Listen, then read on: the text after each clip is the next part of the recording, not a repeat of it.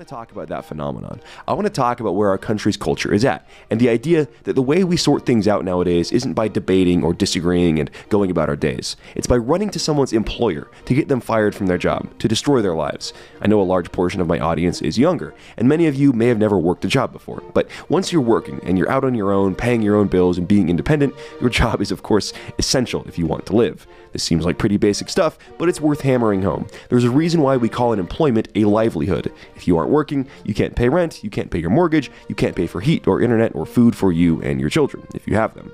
Think about how sick and wrong it is to try to destroy the life of a working class man or woman trying to provide for their family just because of a tweet or because they express a political idea you don't like. It's not hyperbolic to say that when people lead these dox, name, shame, and fire campaigns, they're trying to take the food out of the mouths of these people and their families.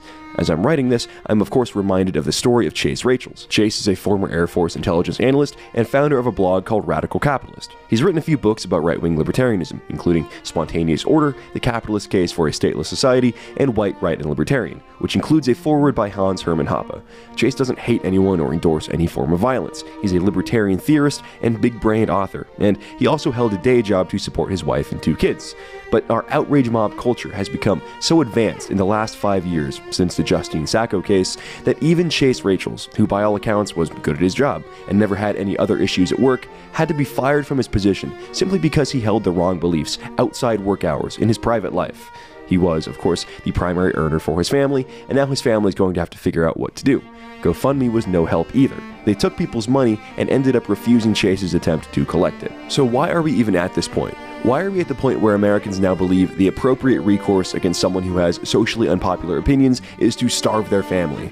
Much of it, of course, comes from the far left and the media. They play politics like it's total war, and they want to see their enemies not only lose, but they want to see them destroyed. It's not enough that you lose the election, or lose the argument, or lose the debate. No, you have to lose your job, your home, and your family before they're really satisfied. While many conservatives try to curry favor from the left and prove, oh no, I'm not like those other conservatives, the left never engages in this sort of pandering. They don't want to be liked, they want to win. They're clear and open about what they want. They operate with impunity, and as a result, so-called conservatives keep tripping themselves up and losing, and the left keeps winning on just about every front. But we can't blame the left alone. We have to be fair. We also have to look at some so-called conservatives that endorse and proudly encourage this same sort of behavior. For example, Ben Shapiro. You would agree that racism exists. Of course, right? That there are people that are legitimate racists. It would be idiotic to think otherwise. Of course, there are legitimate racists, and we should target them, and we should find them, and we should hurt their careers, because racism is unacceptable. We have to expose them, name them, and hurt their careers, because racism is unacceptable. Debate? That's lame. Proving them wrong through argument? Nah, that sounds boring. Let's just dox people and force children into taking government welfare because we don't like what mean things their dad wrote in books. The threat of economic hardship for political dissidents and their families is really just another form of censorship. If people are so afraid they're going to lose their jobs, lose their livelihoods, if they express an opinion that deviates from the narrative pushed by CNN, or an opinion that Ben Shapiro thinks is, quote, racist, most people are not going to express that opinion out of fear. The chilling effect that this left and fake right sandwich has on the American populace cannot be overstated. Free speech is more than just a legal doctrine. It's the idea that Americans should be free to express our political opinions and not have to worry whether or not we'll be able to keep the lights on as a result. As the left-wing outrage mobs gain more power, however, the range of acceptable opinions is shrinking for the right, while the range of acceptable opinions is widening by the day for the left. Think about this. So, on this channel, I've discussed the parameters of ethical doxing before. For example, if you happen upon evidence that someone in your vicinity is planning some kind of a terrorist act, or that someone in your neighborhood is sexually molesting children, or is making exterminationist statements online, talking about how they want to wipe out entire groups of people or engage in a mass shooting, then there's nothing unethical about you making people aware that someone inside the community is a dangerous threat to human life. Right, so that's my parameter for doxing: is this person a threat to the community? Is this person a potential mass shooter? Is this a person victimizing helpless, innocent children, etc.? That aside, right? That aside, the argument that Alsop makes in this video, James Alsop, the alt-right activist, James Alsop makes in this video, is that you should be able to say Hitler did nothing wrong, meaning that you should say, oh, the Holocaust was good actually, and we should do it again, which is generally the arguments inside the alt-right about the Holocaust, is that Hitler was just reacting to a subversive population, and he did what he had to do. And their other theory is that Jews are still subversive in this society today. And the inference is that the alt-right is going to do what they have to do to deal with subversion. They've also made exterminationist arguments against undocumented immigrants.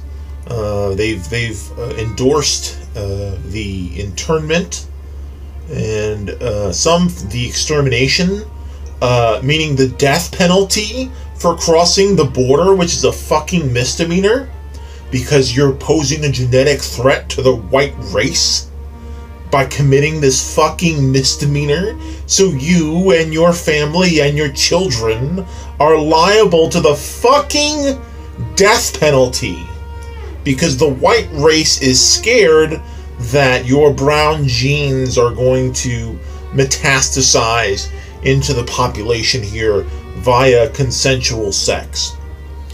So these positions are not negligible. These exterminationist positions are about the annihilation by political means or otherwise of groups of human beings. You cannot make statements about exterminating people en masse or apologizing for the already existing historical extermination of human beings en masse, and then expect to be which is, their expectation here, from what Alsop is saying, is for you to talk about killing the Jews in the morning, and then pick up your coffee, pick up your newspaper, and go to your job. And with this knowledge publicly, Jewish people have to come to you if you work at the DMV, and knowing that you want them exterminated, these Jewish people have to deal with you to get their driver's license. Or you're a doctor at the local hospital, and everyone knows that you believe that undocumented people in the United States deserve to be imprisoned and terminated or executed at the border. And now someone who has undocumented family members has to go get their medical care from you because fuck you guys, free speech, deal with it. This video is the ultimate fucking, and again, this is a very dated Gamergate meme, but the sunglasses deal with it meme has always been part of like this free speech thing. And what's funny is when the shoe's on the other foot, you'll never see these free speech motherfuckers protect the right to anti-white hate speech, what they refer to as anti-white hate speech. They're real mad about that. They want people to lose their job for that one. They'll go after anybody who said anything quote-unquote anti-white publicly and talk about, why aren't these people in prison? Let alone losing their job, because these people are a threat to the existence of the white race. So it's not only is it malignant, cancerous logic here of that you should be able to say whatever the fuck you want and your employer has to keep you because fuck you, free speech. But additionally, it's not even fucking consistent because they would want you fired from McDonald's for telling a white lady to check her privilege. So there's not even any fucking carry through here. It's not even a complete principle. I'm going to use a personal example of someone literally in my vicinity at a hospital that I frequent Earlier this summer, a doctor by the name of Dov Bechofer, I'm going to put a link to an article about what Dov did in the comments. Dov Bechofer is a man who was working as a medical technician in providing care in my local hospital. And this hit home for me when it was exposed that Dov Bechofer had posted, again, I never met the guy, who knows if I saw him. The guy was printing articles, posting articles on medium.com in which he was making alt-right statements about you know, the irony of this is that Dov Bechofer is a Jewish man with Eurocentric features, blonde hair, blue eyes, who was raised by a rabbi, and he considered himself, or considers himself, alt-right, and he's for the rise of the ethno-state, and he made disparaging statements while avowing that he was Jewish, talking about the Jewish case for anti-Semitism, and that wasn't all. He made disparaging, dehumanizing remarks about black people. He made disparaging, dehumanizing remarks about Latino people who were here undocumented. And the problem with, again, the broad problem here is that this motherfucker works, not that it would be acceptable if he didn't work in a majority non-white community, but he works in a majority non-white community. There is definitely a case, a basic pragmatic case, to fire a motherfucker who thinks the majority of the community that he services are not equal human beings to himself, and therefore likely do not either deserve basic or equal care to the superior white race, or God forbid he decides to use his inside position to make, because he's part of this exterminationist political movement that believes that the preservation of the white race has to occur at the expense of the existence of other groups. So meaning the white race cannot prosper within alt-right ideology unless their political enemies are exterminated. I wouldn't want to trust a motherfucker like that with the preservation of my life, or my family members' lives, or the lives of my friends. I wouldn't trust him to give care. So that's a basic, pragmatic reason that you fire a motherfucker who's talking about genocide being a great thing online. It's not even an ideological case. It's absolutely pragmatic that you cannot have someone serving the community who does not see other members of the community. These anti-humanist statements are not just generic political positions about tax policy and who's getting food stamps. No one's ever been fired from their fucking job for being a member of the Tea Party. No one got fired in the 80s for being part of the silent majority. Nobody got fired in the 70s for supporting Richard Nixon. You can do that at any job openly. You can support Trump at any job and be a regular milquetoast Republican, libertarian, conservative.